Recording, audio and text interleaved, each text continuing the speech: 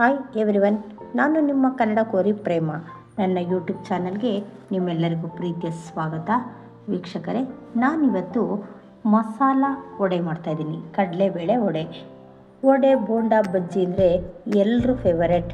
ಅದರಲ್ಲೂ ಈ ಮಸಾಲ ಕಡಲೆಬೇಳೆ ವಡೆ ಅಂದರೆ ಇಷ್ಟಪಡದೇ ಇರೋರೇ ಇಲ್ಲ. ಎಲ್ಲರೂ ಇಷ್ಟಪಡ್ತೀರ. ಈ ಒಂದು ಮಸಾಲ ವಡೆ ಯಾವ ರೀತಿ ಮಾಡೋದು ಅಂತ ತೋರಿಸ್ತೀನಿ, ಬನ್ನಿ. ಮತ್ತೆ ಯಾಕೆ ತಡ, ಇದಕ್ಕೆ ಯಾವ್ಯಾವ ಇಂಗ್ರೀಡಿಯೆಂಟ್ಸ್ ಬೇಕು, ಮಾಡುವ ವಿಧಾನವನ್ನು ನಿಮಗೆ ಸರಳವಾಗಿ ಹೇಳ್ತಾ ಹೋಗ್ತೀನಿ. ನೀವು ಒಮ್ಮೆ ಮಾಡಿ, ಎಲ್ಲರೂ ಟೇಸ್ಟ್ ಮಾಡಿ, ನಿಮ್ಮೆಲ್ರಿಗೂ ಇದು ಇಷ್ಟ ಆಗುತ್ತೆ. ನೋಡಿ, ಈ ಮಸಾಲ ವಡೆ ಮಾಡೋದಕ್ಕೆ ಯಾವ ಯಾವ ಪದಾರ್ಥಗಳು ಬೇಕು ಅಂತ ನೋಡ್ತಾ ಹೋಗೋಣ, ಬನ್ನಿ. ಮೊದಲಿಗೆ ಒಂದು 2 ಗ್ಲಾಸ್ನಷ್ಟು ಕಡಲೆಬೇಳೆನ ಒಂದು 2 ಅವರ್ಸ್ ಅರ್ಲಿಯಾಗಿ ನಾನು ನೆನೆಸಿಟ್ಟಿದ್ದೀನಿ. ಈಗ ಅದು ಚೆನ್ನಾಗಿ ನೆಂದಿದೆ. ಅದ್ರ ಜೊತೆಗೆ ಸಬ್ಬಾಕ್ಸಿ ಸೊಪ್ಪು, ಈರುಳ್ಳಿ, ಪುದೀನ, ಹಸಿಮೆಣಸಿನ್ಕಾಯಿ, ಶುಂಠಿ 1 ಇಂಚಿನಷ್ಟು, ಜೊತೆಗೆ 1 ಗೆಡ್ಡೆಯಷ್ಟು ಬೆಳ್ಳುಳ್ಳಿ, ರುಚಿಗೆ ತಕ್ಕಷ್ಟು ಉಪ್ಪು, ಸ್ವಲ್ಪ ಸೋಡಾ, ಇಷ್ಟು ಪದಾರ್ಥಗಳನ್ನ ಉಪಯೋಗಿಸ್ಕೊಂಡು ಮಸಾಲ ವಡೆ ಮಾಡ್ತಾಯಿದ್ದೀನಿ. ಈಗ ಮೊದಲಿಗೆ ಏನು ಮಾಡ್ತೀನಪ್ಪ ಅಂತಂದರೆ, ಈ ನೀರನ್ನೆಲ್ಲ ತೆಗೆದ್ಬಿಟ್ಟು ಈ ಕಡಲೆಬೇಳೆ ಜೊತೆಯಲ್ಲೇ ನಾನು ಇಷ್ಟು ಪದಾರ್ಥಗಳನ್ನ ಹಾಕಿ ಗ್ರೈಂಡ್ ಮಾಡ್ಕೊತೀನಿ. ಏಕೆಂದರೆ ಹಾಕಿದ್ರೆ ಮೆಣಸಿನ್ಕಾಯಿ ಒಂದೊಂದು ಕಡೆ ಖಾರ ಸಿಗುತ್ತೆ, ಮಕ್ಕಳೆಲ್ಲ ತಿನ್ನೋದಕ್ಕಾಗಲ್ಲ. ಸೊ ಇದೆಲ್ಲವನ್ನು ಕಡಲೆಬೇಳೆ ಜೊತೆಲೆ ಹಾಕಿ ರುಬ್ಬಿಟ್ರೆ ನಮಗೆ ಮಸಾಲ ಚೆನ್ನಾಗಿ ರೆಡಿ ಆಗುತ್ತೆ, ಕಡಲೆಬೇಳೆ ಹಿಟ್ಟು ಚೆನ್ನಾಗಿ ರೆಡಿ ಆಗುತ್ತೆ. ಹಾಗಾಗಿ ಮೊದಲಿಗೆ ಇವೆಲ್ಲವನ್ನು ಹಾಕ್ಕೊಂಡು ನಾನು ಗ್ರೈಂಡ್ ಮಾಡ್ತಾ ಬರ್ತೀನಿ. ಆಮೇಲಿಂದ ಯಾವ ರೀತಿಯಾಗಿ ಮಿಕ್ಸ್ ಮಾಡೋದು ಅಂತ ನೋಡೋಣ.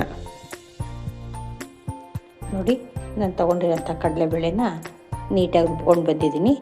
ಅಂದರೆ ತುಂಬ ನೈಸಾಗಿ ರುಬ್ಬಾರ್ದು ವಡೆಗೆ. ವಡೆ ಮೆತ್ತಗಾಗ್ಬಿಡುತ್ತೆ. ಕ್ರಿಸ್ಪಿಯಾಗಿರಬೇಕು ವಡೆ ಅಂದರೆ. ಸ್ವಲ್ಪ ತರಿಯಾಗಿ ರುಬ್ಕೊಂಡು ಬರಲಿ. ಮಧ್ಯದಲ್ಲಿ ಒಂದೊಂದು ಬೇಳೆಗಳಿದ್ರೂ ಓಕೆ, ವಡೆ ಚೆನ್ನಾಗಿ ಕ್ರಿಸ್ಪಿಯಾಗಿ ಬರುತ್ತೆ. ಸೊ ಈಗ ರುಬ್ಬಿ ಇಟ್ಕೊಂಡಿದ್ದೀನಿ. ಈಗ ನಾವು ಇನ್ನು ಉಳಿದಿರೋ ಪದಾರ್ಥಗಳನ್ನ ಸೇರಿಸ್ಕೊಳ್ಳೋಣ. ಈಗಾಗಲೇ ಇದರಲ್ಲೇ ನಾನು ಬೆಳ್ಳುಳ್ಳಿ, ಶುಂಠಿ, ಪುದೀನ ಎಲ್ಲವನ್ನು, ಹಸಿಮೆಣಸಿನ್ಕಾಯಿ ಎಲ್ಲವನ್ನು ಗ್ರೈಂಡ್ ಮಾಡಿದ್ದೀನಿ. ಇನ್ನು ಈರುಳ್ಳಿ, ಸಬ್ಬಾಕ್ಸಿ ಸೊಪ್ಪು ಮಾತ್ರ ಈಗ ಇದ್ರ ಮೇಲೆ ಹಾಕ್ಕೊಂಡು ಕಲಿಸ್ಕೊಳ್ಳೋಣ.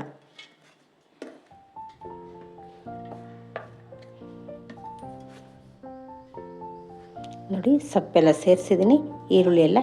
ಈಗ ರುಚಿಗೆ ತಕ್ಕಷ್ಟು ಉಪ್ಪನ್ನು ಸಹ ಸೇರಿಸ್ಕೊಳ್ಳೋಣ. ನಿಮ್ಗೆ ಎಷ್ಟು ಬೇಕೋ ಅಷ್ಟು ನೋಡಿಬಿಟ್ಟು ಉಪ್ಪನ್ನು ಸೇರಿಸ್ಕೊಳ್ಳಿ. ಜೊತೆಗೆ ಸೋಡಾನು ಅಷ್ಟೇ ಅತಿ ಜಾಸ್ತಿ ಹಾಕಬೇಡಿ. ಏಕೆ ಅಂತಂದರೆ ಎಣ್ಣೆ ಕುಡಿಯುತ್ತೆ. ಸ್ವಲ್ಪ ಸೋಡಾ ಹಾಕ್ರಿ. ಇಲ್ಲಾಂದರೆ ಹಾಕಲಿಲ್ಲ ಅಂದರೂ ಓಕೆ ಆಗುತ್ತೆ, ಆದರೆ ಸ್ವಲ್ಪ ಹಾಕಿದ್ರೆ ಸಾಕಾಗುತ್ತೆ. ಈಗ ಈ ಹಿಟ್ಟನ್ನೆಲ್ಲ ಕೈಯಿಂದಲೇ ನೀಟಾಗಿ ನಾವು ಮಿಕ್ಸ್ ಮಾಡ್ಕೋಬೇಕಾಗುತ್ತೆ. ಈ ರೀತಿ ನೀಟಾಗಿ ಕಲಿಸ್ಕೊಂಡು ಆಮೇಲಿಂದ ಉಂಡೆಗಳನ್ನ ಹಾಕ್ಕೊಳ್ಳೋಣ. ನೋಡಿ, ಹಿಟ್ಟೆಲ್ಲ ನೀಟಾಗಿ ಮಿಕ್ಸ್ ಮಾಡಿದ್ದೀನಿ. ಈ ಹದದಲ್ಲಿರಬೇಕು.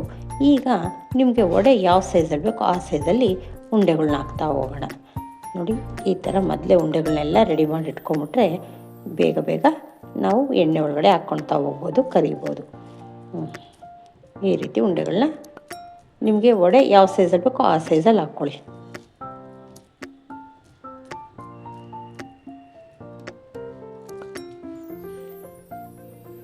ನೋಡಿ, ಈ ರೀತಿಯಾಗಿ ನಾನು ಇಷ್ಟು ಉಂಡೆಗಳನ್ನ ರೆಡಿ ಮಾಡಿ ಇಟ್ಕೊಂಡಿದ್ದೀನಿ. ಈಗ ನಿಧಾನವಾಗಿ ಇದನ್ನು ಅಂಗೈ ಮೇಲೆ ಹಾಕ್ಕೊಂಡು ತಟ್ಟಿ, ನಮಗೆ ಎಷ್ಟು ತೆಳುವಾಗಿ ಬೇಕೋ, ತುಂಬ ತೆಳುವಾಗಿದ್ದರೆ ತುಂಬ ಕ್ರಿಸ್ಪಿಯಾಗಿ ಬರುತ್ತೆ. ಸ್ವಲ್ಪ ದಪ್ಪವಾಗಿ ನಾವೇನಾದರೂ ವಡೆ ತೊಟ್ಟಿದ್ರೆ ಮೇಲೆ ಕ್ರಿಸ್ಪಿ ಇರುತ್ತೆ, ಒಳಗಡೆ ಮೆತ್ತವಾಗಿರುತ್ತೆ.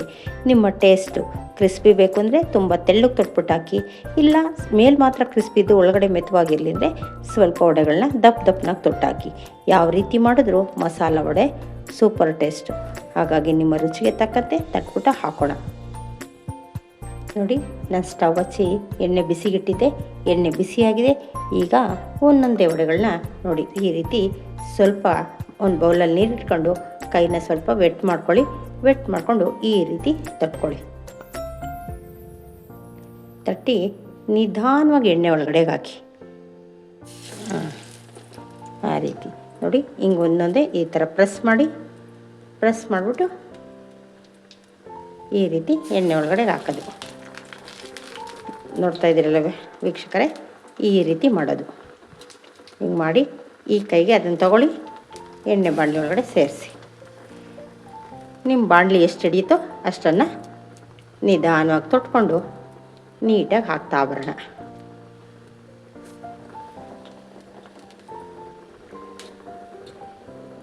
ಯಾವುದೇ ಎಣ್ಣೆನಲ್ಲಿ ಕರಿಯೋದೇ ಆಗಲಿ ನಾವು ಎಣ್ಣೆಗೆ ಹಾಕಿದ ತಕ್ಷಣ ತಿರುಗಿಸ್ಬಾರ್ದು.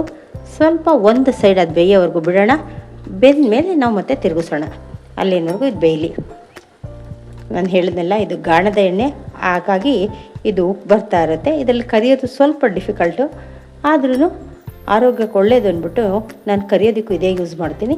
ಸ್ವಲ್ಪ ಬೆಂದ ಮೇಲೆ ಈ ನೊರೆ ಎಲ್ಲ ಕಡಿಮೆ ಆಗುತ್ತೆ. ಆಮೇಲೆ ನಮಗೆ ಬೆಂದಿರೋದು ಗೊತ್ತಾಗುತ್ತೆ. ನೋಡಿ, ಈಗ ಸ್ವಲ್ಪ 1 ನಿಮಿಷ ಆಗಿದೆ.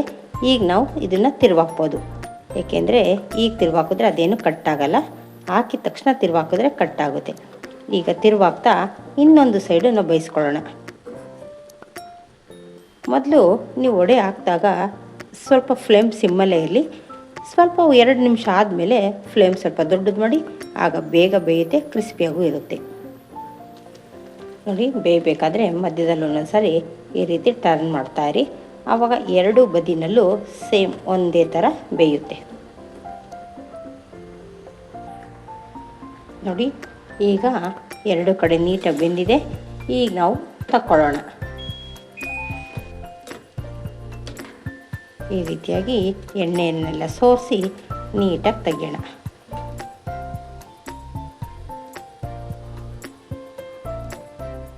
ನೋಡಿ, ಈ ರೀತಿ ಬೆಂದಿರಬೇಕು.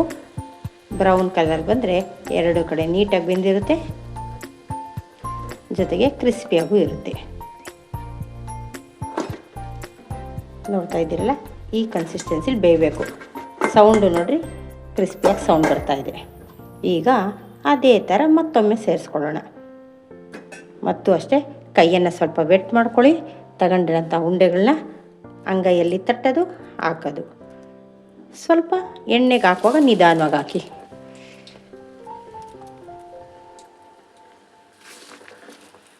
ಈ ರೀತಿ ಹಾಕ್ತಾ ಹೋದರೆ ಬೇಗ ಬೇಗ ವಡೆಗಳು ಬೇಯುತ್ತೆ. ಮೊದಲನೇ ಸಾರಿ ಎಣ್ಣೆ ಕಾಯೋದು ಲೇಟಾಗಿರುತ್ತೆ. ನೆಕ್ಸ್ಟ್ ಟೈಮೆಲ್ಲ ಹಾಕಿದ ತಕ್ಷಣ ಬೇಗ ಬೇಗ ಬೇಯುತ್ತೆ. ನೋಡಿ,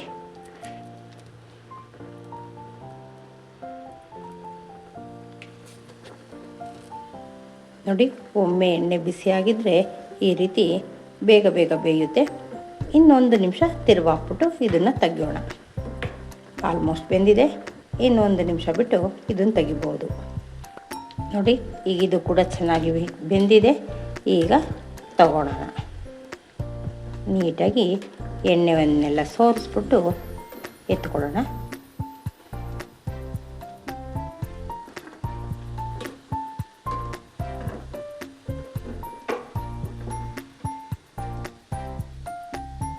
ನೋಡ್ತಾ ಇದ್ದೀರಲ್ಲ ಎಷ್ಟು ನೀಟಾಗಿ ಫ್ರೈ ಆಗಿದೆ ಅಂತ. ನೀವು ಸೋಡಾನ ಕಡಿಮೆ ಹಾಕಿದ್ರೆ ಕ್ರಿಸ್ಪಿಯಾಗೂ ಬರುತ್ತೆ ಮತ್ತು ಎಣ್ಣೆನೂ ಕುಡಿಯಲ್ಲ. ನೋಡಿ, ಸ್ವಲ್ಪ ಮಾತ್ರ ಸೋಡಾ ಹಾಕ್ರಿ, 1 ಡ್ರಾಪ್ ಸಹ ಆಯಿಲ್ನ ತಗೊಳ್ಳಲ್ಲ. ಈಗ ವಡೆಗಳನ್ನು ಇನ್ನು ಉಳಿದಿರೋ ಹಿಟ್ಟನ್ನು ಇದೇ ರೀತಿ ಹಾಕ್ತಾ ಹೋಗೋಣ. ನೋಡಿ, ರುಚಿಕರವಾದ ಮಸಾಲ ವಡೆ ಸವಿಯಲು ಸಿದ್ಧವಾಗಿದೆ. ಇದು ಹೆಸರೇ ಮಸಾಲ, ಇದಕ್ಕೆ ಎಲ್ಲ ಸ್ಪೈಸಸ್ಸು ಸೇರಿರುತ್ತೆ. ಬರೀ ಮಸಾಲ ವಡೆನೇ ತಿನ್ಬೋದು. ಇಲ್ಲ ನಿಮ್ಗೆ ಇನ್ನೂ ಹೆಚ್ಚಿನ ಟೇಸ್ಟ್ ಬೇಕು ಅಂದರೆ ಇದನ್ನು ಕಾಯಿ ಚಟ್ನಿ ಜೊತೆನೂ ತಿನ್ಬೋದು.